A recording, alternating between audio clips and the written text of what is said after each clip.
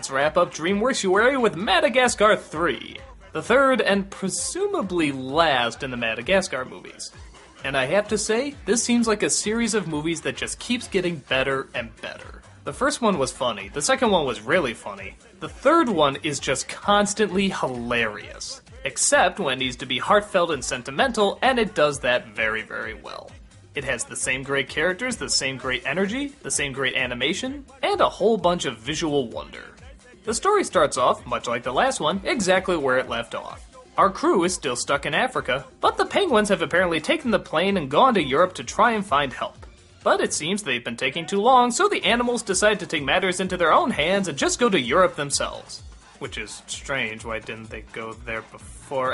Cartoon logic, it runs on cartoon logic. They catch the penguins gambling and try to take their winnings to get a ride back home. But the police is called on them and a fearsome creature named Le Capitaine Dubois is on a quest to add the missing part of her collection, a lion.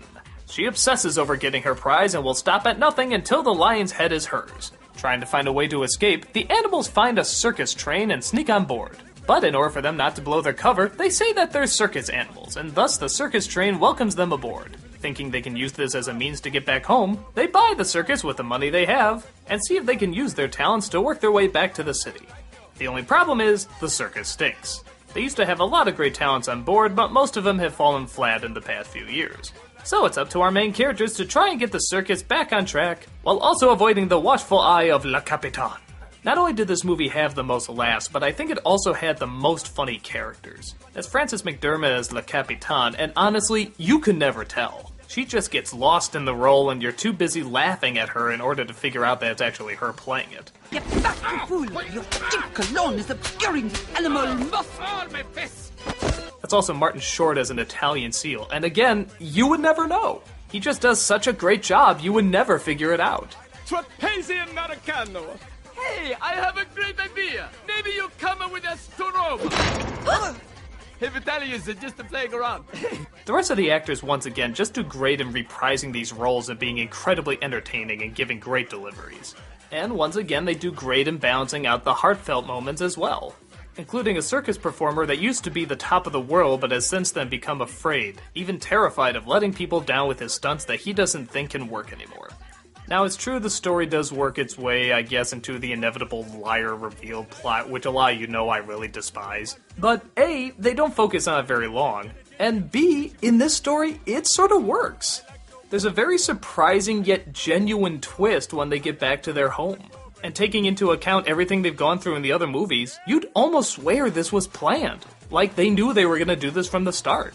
Now, the only other element that might be a little distracting is this movie was shot in 3D, and while it's not as bad as other 3D films that like to show off their technology, this one definitely does get some weird shots at times.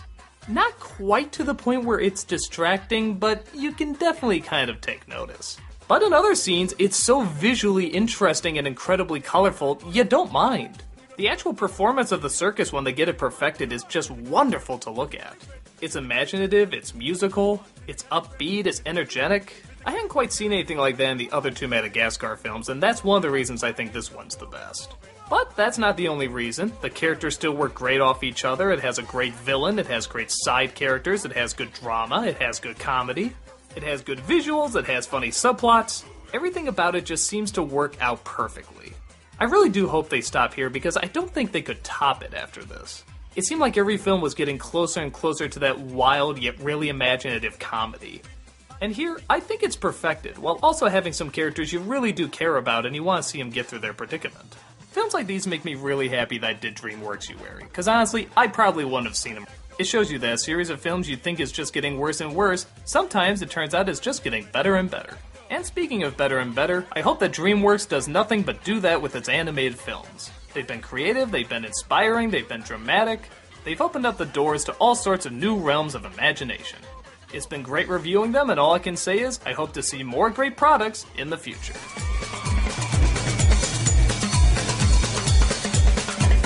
3, 2, 1.